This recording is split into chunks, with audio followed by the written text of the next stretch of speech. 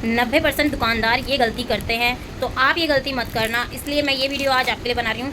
तो आज मेरी दुकान पे एक मेरी रेगुलर कस्टमर आई है जिसने अभी 5-6 दिन पहले कुछ शॉपिंग की थी अपनी जेठानी को लाकर साथ में। यहाँ पे वो पायल और ये वाला इयररिंग्स लेके गई थी, इसे बाली बोलते हैं। तो इसका कलर 5-6 दिनों में ही फेड हो गया। वैसे ऐसा नहीं होता है, हम जो यहाँ पे अपनी दुकान में गोल्ड की ज्वेलरी वगैरह जो भी है आर्टिफिशियल गोल्ड की लेके आते हैं, उसका कलर ऐसे नहीं जाता है। हाँ, ये बात उन्होंने मुझे पहले ही बता दी थी कि हमारे घर में समर का पानी यूज़ होता है, बट बहुत लोग ऐसे होते हैं जिनके घर में समर का पानी यूज़ होता है, तो फिर अच्छा चलता है, कभी ऐसी कोई कंप्लेंट नहीं है। फर्स्ट टाइम ऐसी कंप्लेंट आई है। और रियल में आप देखो, इसका मतलब कलर पूरा जा चुका है। जो गोल्ड कलर होता है वो बिल्कुल उतर गया है ऊपर की साइड से।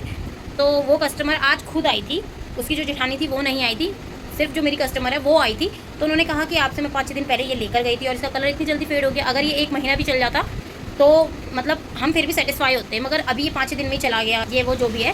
तो यहीं पे ही जो ज़्यादातर जो दुकानदार होते हैं वो गलती कर बैठते हैं कि वो कस्टमर से बहस करने लगते हैं। बट मैंने बहस नहीं करी। तो मैंने क्या किया, तो मैंने उस कस्टमर से कोई बहस नहीं की। मैंने उनसे पीस लिया, देखा हाँ भाई इसका कलर उतरा है, हो सकता है इस पीस में ही कोई प्रॉब्लम हो या कुछ भी हो सकता है, अब इतनी डिटेल तो मुझे भी नहीं पता है। हाँ, पीस ख़राब है, ये बात मैंने देख ली है। तो उस कस्टमर से मैंने बात की कि दीदी कोई बात नहीं, अगर ये ख़राब हो गया तो मैं आपको एक और नया दे दूँगी, आप दूसरा ले लीजिए। हो सकता है पीस में ही कोई प्रॉब्लम हो, तो आप दूसरा ले लीजिए, मैं आपको इसको एक्सचेंज करके दे दूँगी। तो फिर मैंने इसको साइड रख दिया। तो वो कस्टमर को ये चीज़ बहुत अच्छी लगी, और मैं आपको जैसे कि बताया वो मेरी रेगुलर कस्टमर है। तो मैंने बोला कि आप बताओ अब आपको इसके बदले में क्या चाहिए। तो उन्होंने कहा कि मुझे बहुत अच्छा लगा कि आपने मतलब लोग तो लड़ने लगते हैं, मतलब वापस ही नहीं करते हैं। तो मैंने कहा कोई बात नहीं, हम ऐसा नहीं करते हैं, अगर चीज़ में गड़बड़ है तो हम एक्सचेंज करेंगे, आप इसके बदले में जो भी लेना चाहते हो आप ले लो। इसी में बड़ी रिंग का बाली था तो उन्होंने वो लिया।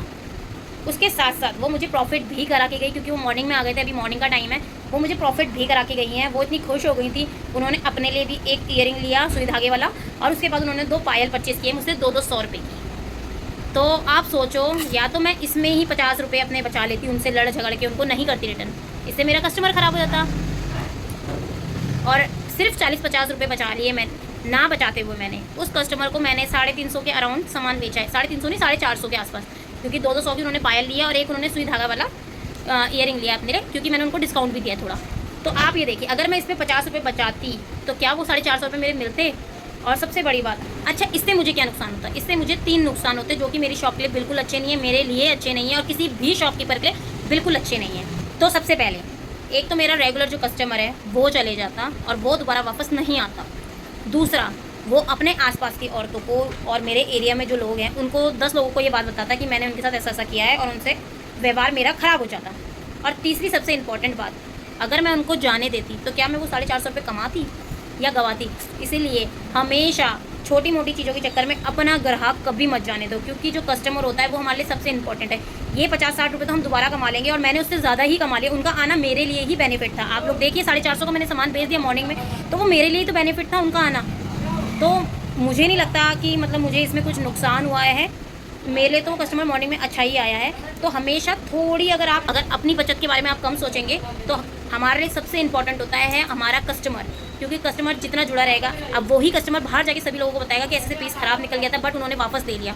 तो इससे हमारे लिए कितना अच्छा इंप्रेशन जाएगा। लोग बोलेंगे कि अगर उनकी चीज़ों की प्रॉब्लम भी होती है तो वो वापस कर लेंगे, या जो भी चीज़ें। अब प्रॉब्लम हर चीज़ में नहीं होती है, ये बात आप सभी जानते भी हैं। पता नहीं कैसे आज इसमें निकल गया, अदरवाइज़ ऐसा कुछ हुआ नहीं है पहले कभी भी। पिछले कितने टाइम से मैं काम कर रही हूँ, कभी ऐसा नहीं हुआ है। तो इससे भी बहुत अच्छा इंप्रेशन पड़ता है, लोगों का विश्वास बनता है, लोग हम पे भरोसा करते हैं। और जब तक भरोसा नहीं होगा तब तक कस्टमर हमसे नहीं जुड़ता है। तो आप लोगों के साथ भी अगर ऐसा होता है तो 20-30-50 रुपये बचाने के चक्कर में अपने कस्टमर से कभी भी लड़ाई मत कीजिए। आप खुद ही मतलब पीछे हट जाइए और अपने कस्टमर से बहुत ही पोलाइटली बात कीजिए, और उनकी जो भी आपसे हो सके उनका समाधान कीजिए।